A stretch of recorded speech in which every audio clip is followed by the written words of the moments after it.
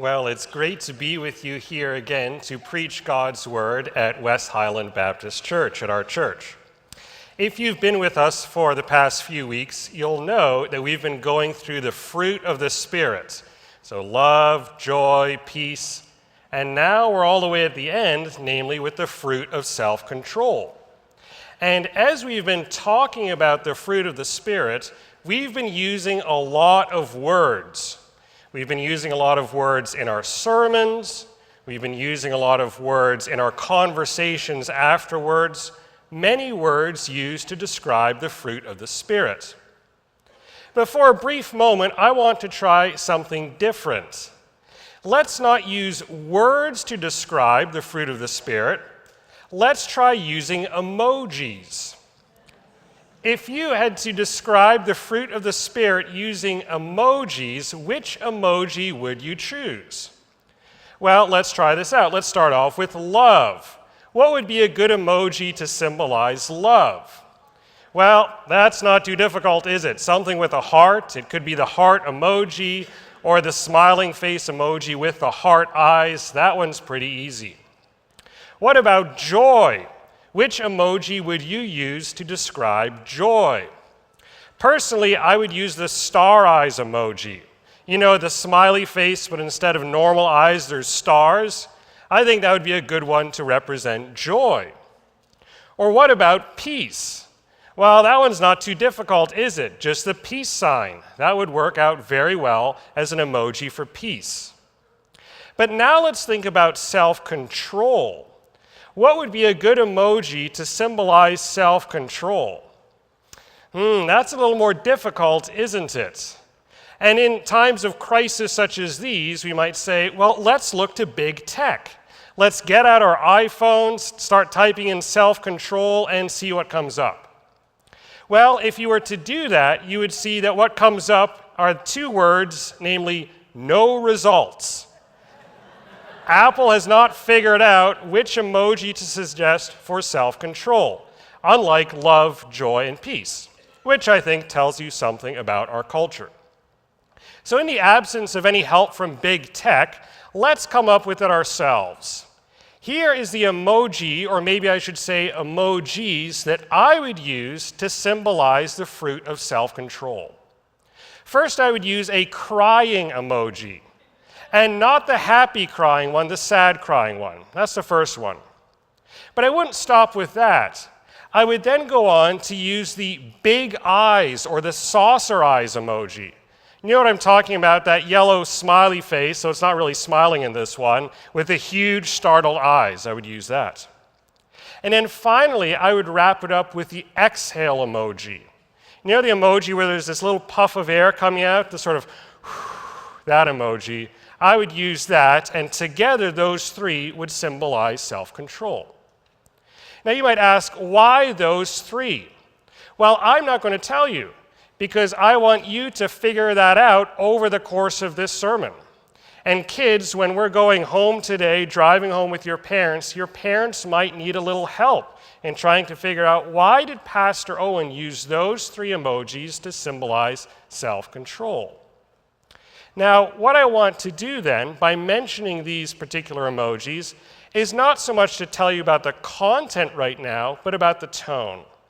Love, joy, peace, very easy to get an upbeat, happy tone, as is symbolized by our upbeat, happy emojis. But self-control, that's a little bit more somber. And especially when we look at what the Bible has to teach about self-control, we realize that the Bible takes a very somber, serious approach to this particular fruit. And that's the approach that we in our sermon will be taking today. This, I think, becomes quite clear in our first point. The first point is that everyone lacks self-control in something. Everyone lacks self-control in something. Many of you will be familiar with the verse in James where James says that those who teach will be judged more strictly. You might say, yes, I remember that verse. A verse which for most preachers and teachers is one of the most terrifying verses in the Bible. You can probably see why. But you might not remember the reason that James gives as to why teachers will be judged more strictly. If you were to think about it, you might say, well, he's probably going to give a reason that something bad could happen. You could have a teacher come up and he might say false things. That would be bad. Or he or she might come up and say true things, but then live a scandalous life and thus undermine their message. That would be bad. We need to be judges and strict ones of our teachers. But that's not actually what James does. He doesn't appeal to something bad that could happen. He appeals to something bad that is actually the case. So without further ado, turn with me, either in your Bibles or in your phone apps, to James 3, 1-2. James 3, the first 2 verses. This is what James writes. Not many of you should become teachers, my brothers, for you know that we who teach will be judged with greater strictness. Now here's the reason he gives. For we all stumble in many ways. And if anyone does not stumble in what he says, he is a perfect man, able also to bridle his whole body. Notice that James is not saying that when you're considering candidates for teaching, it's the potential that they might stumble. That's true, but he's saying something stronger than that. He's saying that of all of these candidates for teaching, it is already the case that they are in fact stumblers. And keep that in mind before you start giving them a microphone. And not only that, he's saying that this is true of everyone.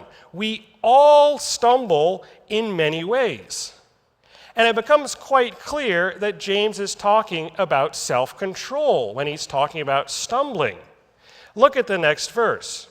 If anyone does not stumble in what he says, he is a perfect man, able also to bridle his whole body.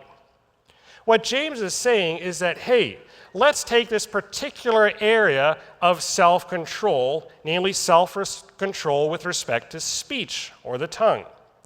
If it's possible to have self-control with respect to speech, to use his implicit metaphor, to have a bridle on our tongues, then it would be possible, and indeed actual, to have self-control in everything.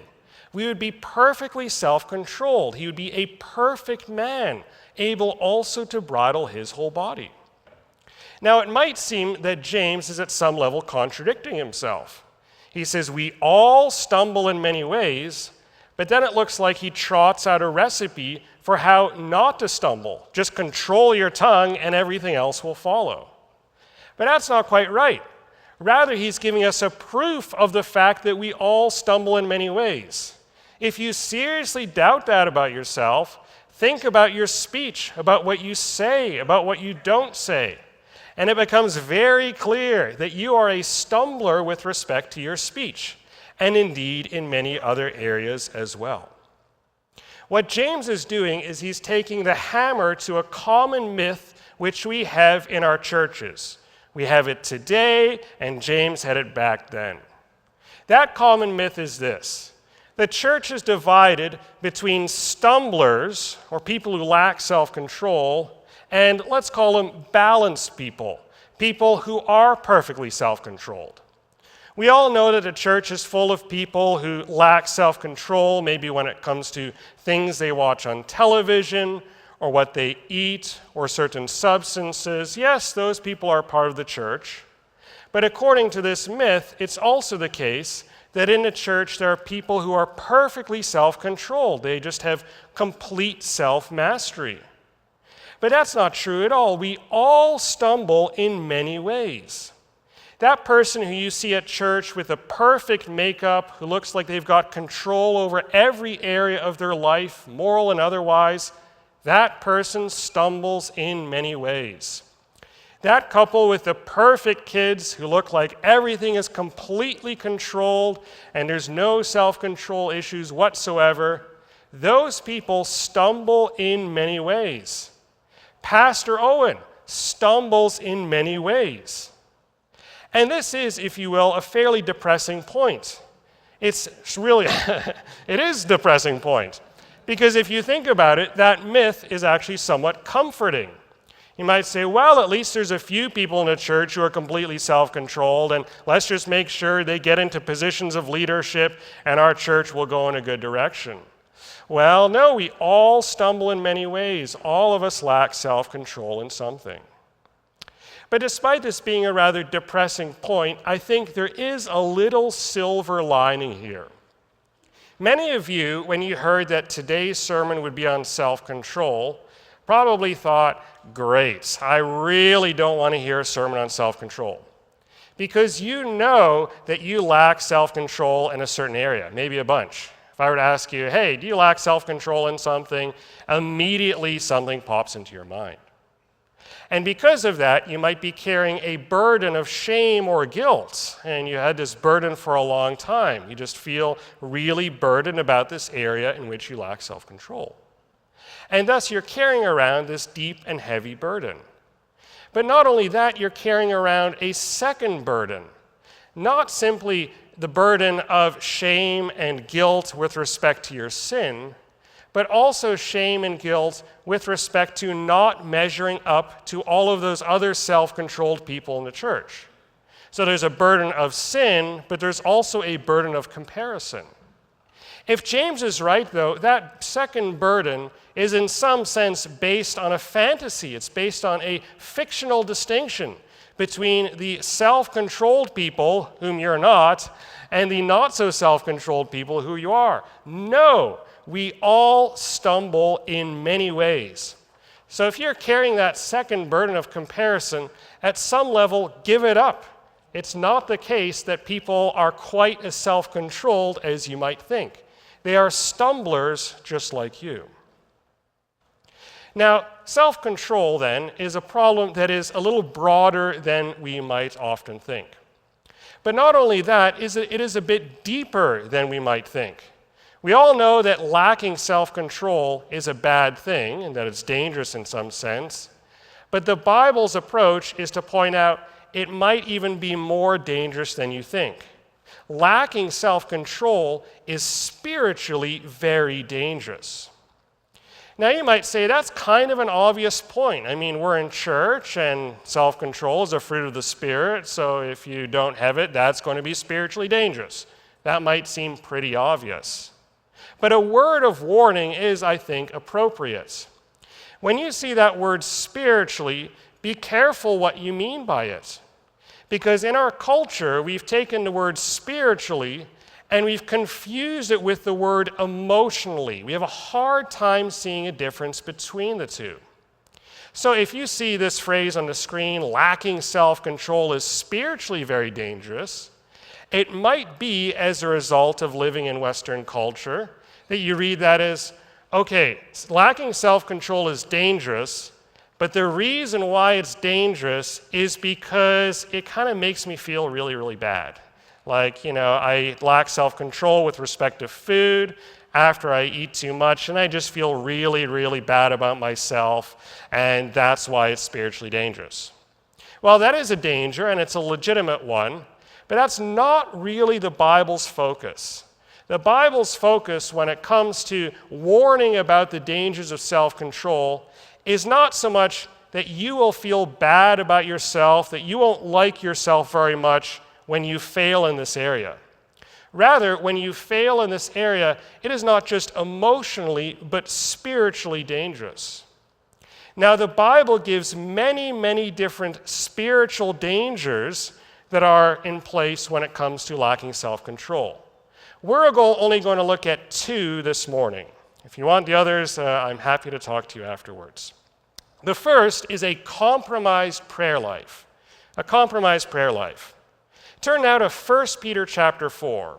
1 Peter chapter 4, we're going to look at verse 7. That's just the next epistle over from James. 1 Peter 4:7. Peter writes the following, "The end of all things is at hand. Therefore, be self-controlled," there's that word, "and sober-minded for the sake of your prayers." Once again, the end of all things is at hand. Therefore, be self-controlled and sober-minded for the sake of your prayers.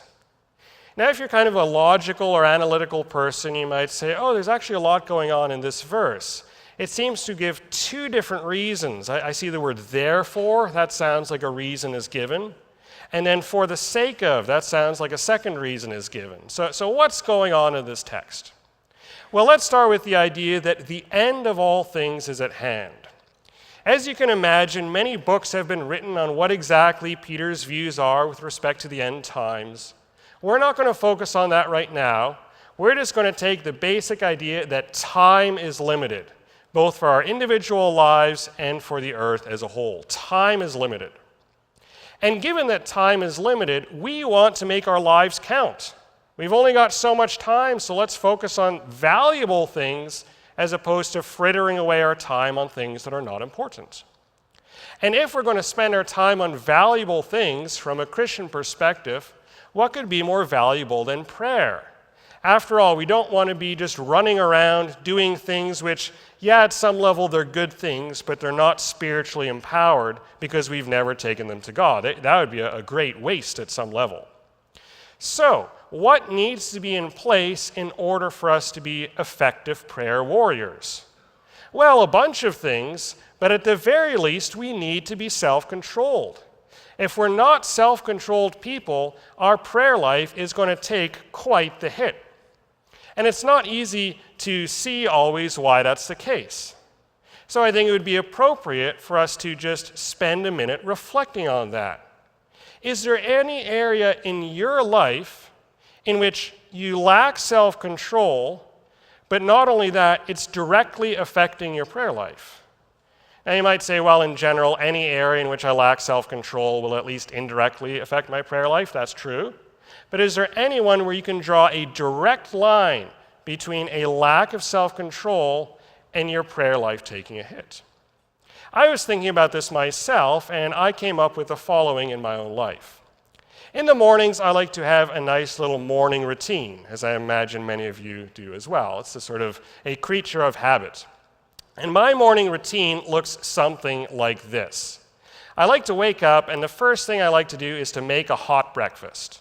So we'll make bacon and eggs, or pancakes, or whatever, some coffee. I like to start the day with a hot breakfast. And while I'm eating my breakfast, I like to read the newspaper.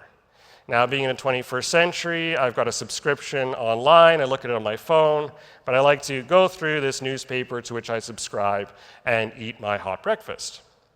After that, I'm in a good space, I think, to have devotions. Breakfast, I'm still waking up a bit, but after that, devotions. And after devotions, go to work. So my morning routine is hot breakfast, newspaper, devotions, work. But over the past few days, I was reflecting on the fact that when I have my breakfast and I'm reading the newspaper on my phone, that newspaper is very, very clickable. I read an article, and just as I get to the end of the article, there's all these suggestions for other really interesting articles that would appeal to the sorts of people who have just finished reading the previous one. And I say, oh, that would be very interesting. And so I click on it. And recently, I did that so much that when I looked at my watch, I said, I need to leave for work in 5 minutes. But I do need to have devotions because I want to be a good pastor. So I quickly read a little verse in the Bible, I prayed a very generic prayer, and off I went. Notice how my lack of self-control was not with respect to some major sin. It was actually with respect to something good, informing myself with respect to looking at what the news had to say. But nevertheless, it did quite the hit on my prayer life. It just took away time that I had actually scheduled to spend in prayer. And then as a result, I had a compromised prayer life. But not only that, it's not just the case that lacking self-control is spiritually very dangerous because it compromises our prayer life. It also compromises our testimony. In a passage read by the Summers so beautifully just a few minutes ago, we read the following. This is 1 Corinthians 9, 26 to 27. 1 Corinthians 9, 26 to 27, Paul writes the following. So I do not run aimlessly. I do not box as one beating the air. But I discipline my body and keep it under control, lest after preaching to others, I myself should be disqualified, lest after preaching to others, I myself should be disqualified. Who does this verse apply to? Well, it's very easy to think, okay, well, let's take a look. Okay, Paul's writing, an apostle. Oh, and he's using the word preaching. So really, this is the verse to trot out when you've got preachers who come up, and even if they do an amazing job in their sermons, live scandalous lives, and as a result, they should be disqualified. This is really talking about preachers. Well, it certainly applies to preachers. That is absolutely true. But the verse itself is much broader than just preachers. The reason for this is because that word preaching, while we associate it with people who come up on a Sunday morning to give a sermon, really it just means proclaiming. People who proclaim the gospel, which I hope is true of all of us here today who identify as Christians. This verse is not just for preachers, it's for all of us. And thus, indeed, it is extremely tragic when you have, let's say, a celebrity preacher who at some level is really good at what they do, but then completely undermines their whole ministry, disqualifies themselves as a result of, let's be honest, it's usually something in sexual ethics. That's tragic. But it's also tragic when ordinary Christians like you and me disqualify our testimony when we do something as simple as telling people we went to church yesterday, but then undermining our testimony by frittering away company time or being needlessly harsh with our subordinates. That too is equally tragic. So lacking self-control is spiritually very dangerous. It compromises our prayer life and it compromises our testimony. Now you might ask, okay, why does the Bible take this approach? Why does it have so many warnings, of which we've only seen 2, but why does it have so many warnings as to the spiritual dangers of lacking self-control? Well, to answer that question, I've got a question for the kids. I imagine there's some kids in here with us today, it being the 9 o'clock service. Kids, here's a question for you. Are any of you involved in sports? Do any of you play sports? Let's see some hands here. Play sports? Yes, we got an athlete. Oh, we got a whole bunch of athletes. That's wonderful. You play sports at school or maybe in house league, and that is a very good thing. However, I imagine most of you aren't coaches yet. I mean, maybe kind of informally, but probably if you're playing sports at school, you've got a teacher who's your coach. But now imagine that your other teammates said, we're tired of having teachers as our coaches. We want another student to be our coach, and they elect you. So you become the coach of your sports team. Now, as a coach, one of your jobs is to make your players even better, right?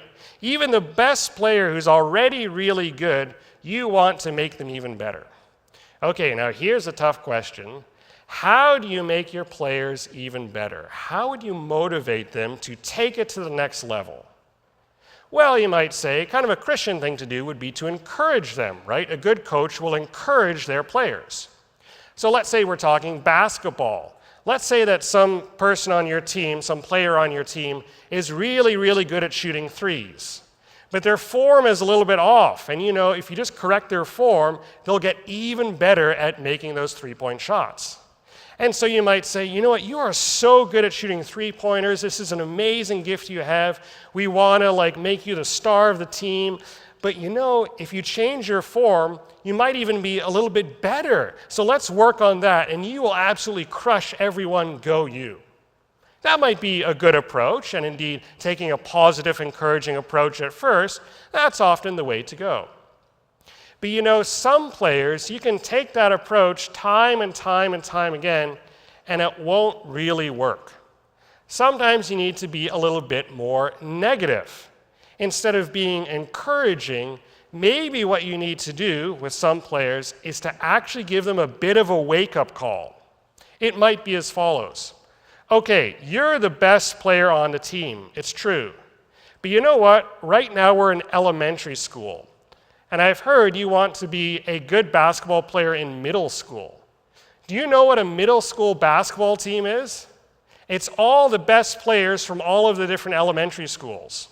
So though you're doing a great job right now, if you're just coasting, you're not going to make it to the middle school basketball team. And the same is true from middle school to high school and high school to college. The same is true every step of the way.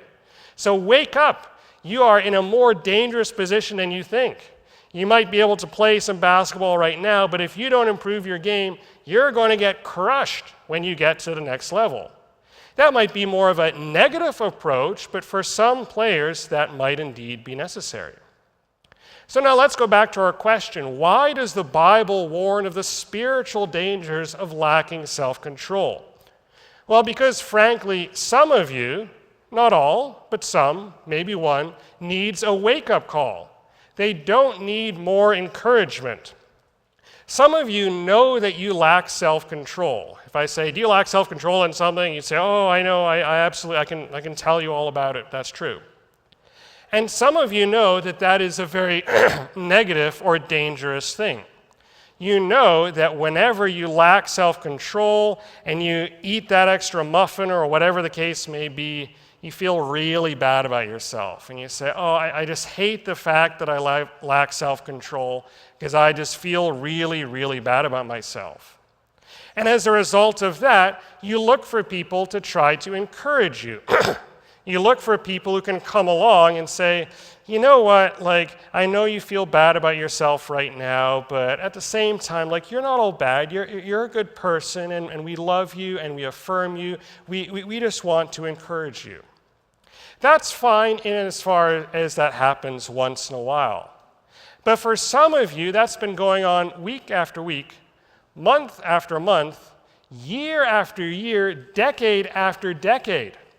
And as a result, you've slipped into what we might call a type of emotional self-absorption, where it's this never-ending cycle of lacking self-control, feeling bad about yourself, going to someone for encouragement and sympathy, and repeating the process over and over and over again.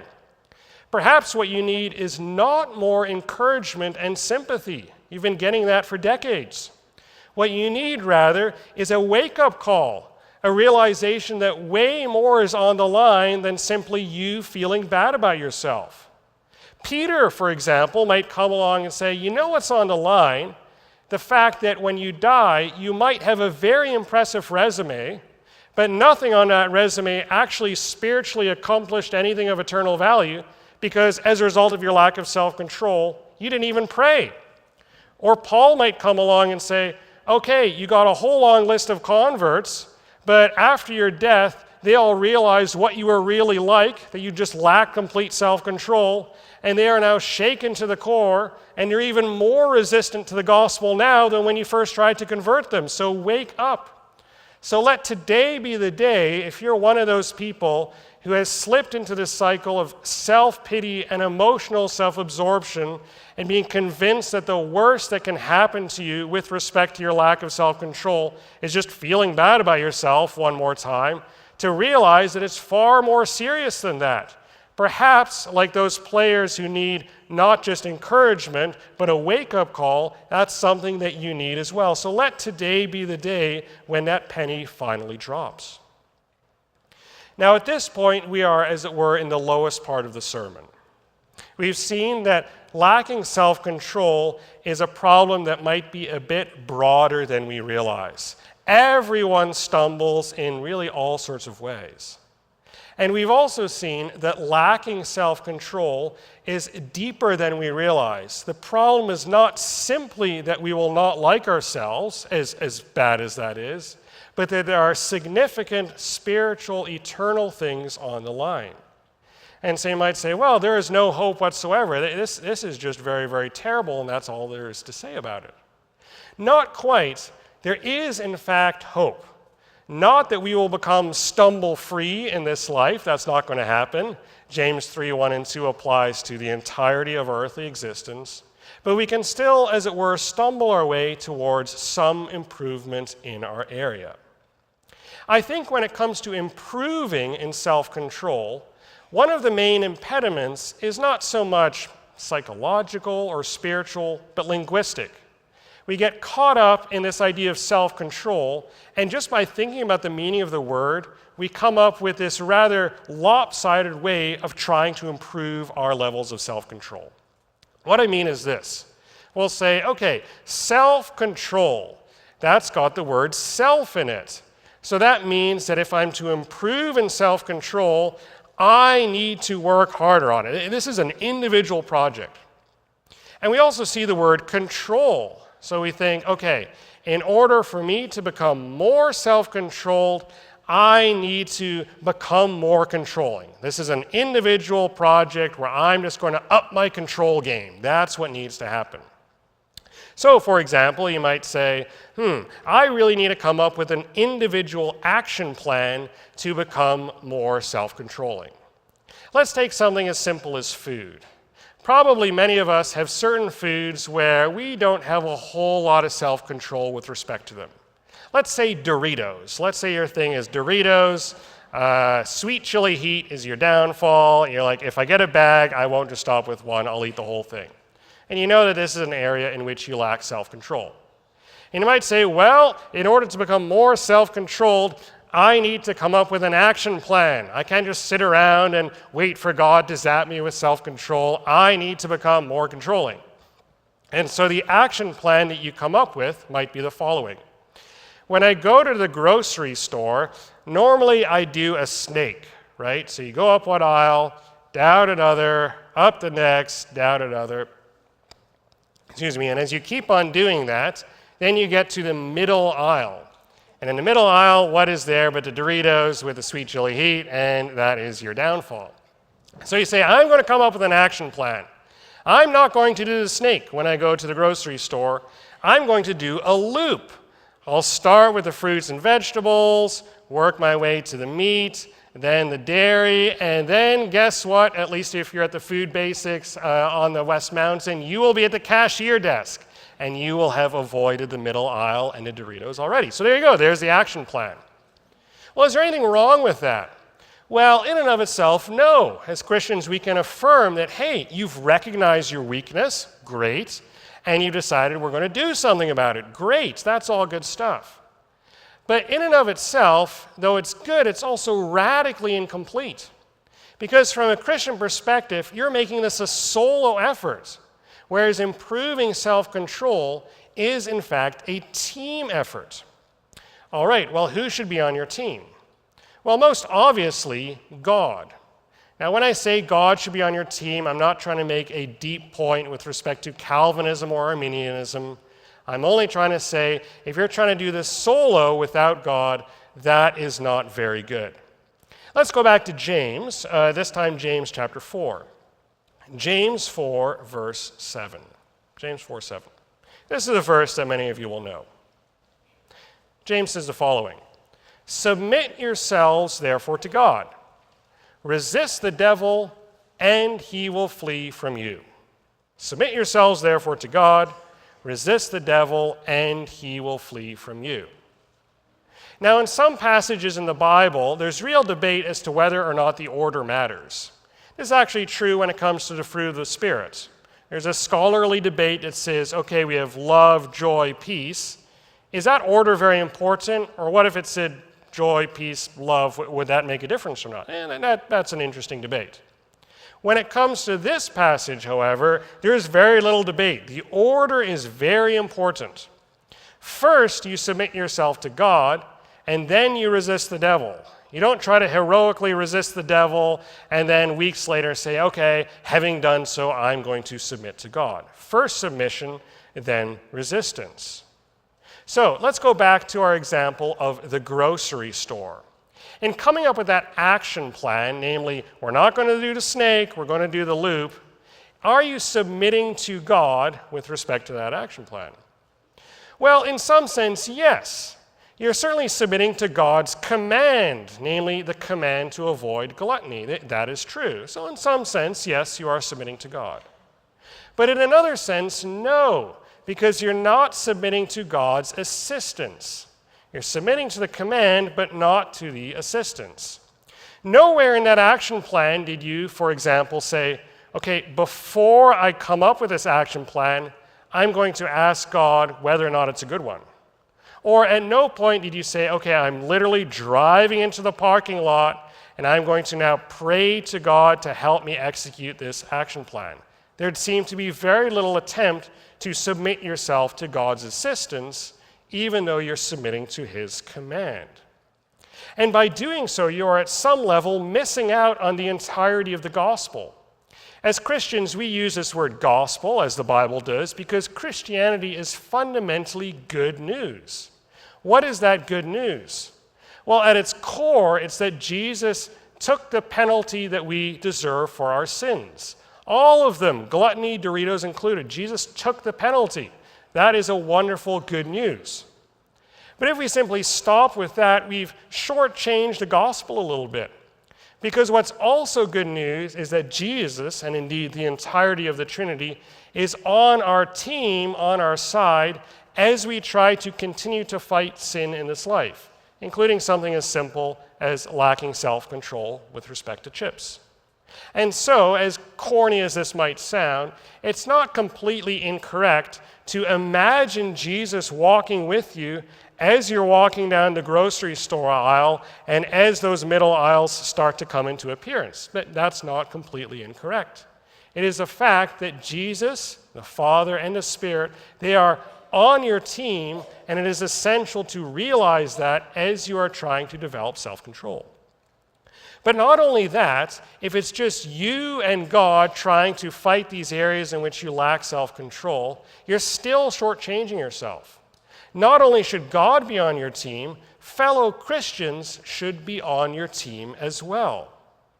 Let's take a look at Galatians. Galatians chapter 6. Paul gives a long and rather complicated discussion here, and we only have time to look at the first verse.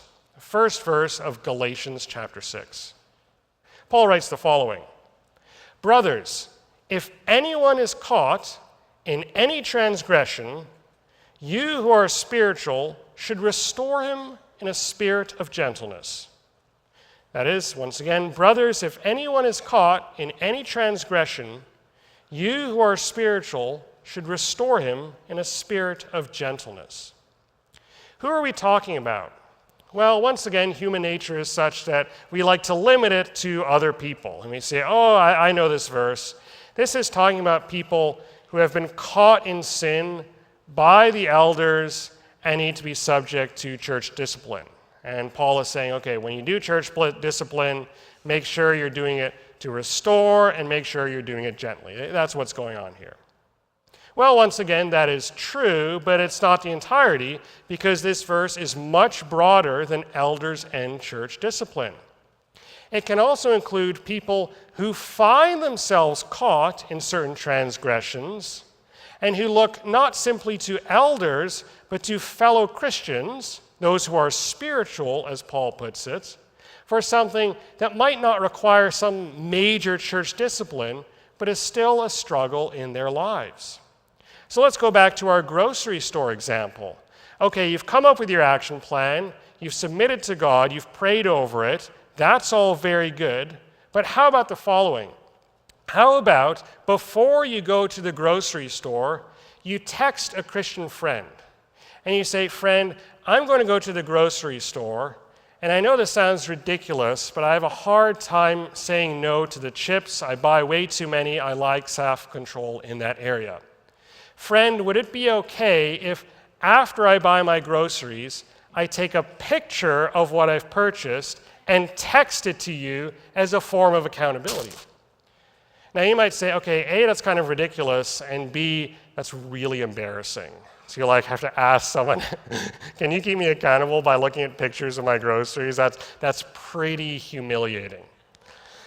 It is pretty humiliating, but you know what's just popped up once again? That stupid old myth that there are stumblers and there are people who are completely self-controlled. When you're texting your friend, you are texting from one stumbler to another. True, they might not stumble in that particular area, but it could be that you are a model of self-control in some area in which they should be texting you because they need help as well. So let me encourage you, as we seek to fight our lack of self-control, Team up with God, submit to God, but team up with other Christians. This is not a solo effort. We all stumble in many ways. So let me conclude with this.